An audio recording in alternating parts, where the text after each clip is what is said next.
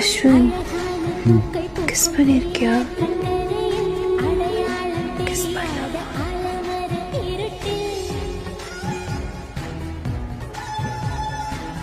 கூட அறியாத இன்பங்களின் முகத்தில் இரு பேரும் கைதானும் முத்தங்களின் திருட்டில் வருடித்தந்தாய் மனதை திருடிக் கொண்டாய் வயதை அது கிளையோடு வேர்களும் பூத்த கதை.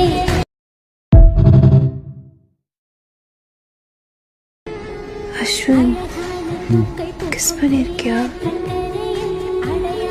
கிஸ் பண்ண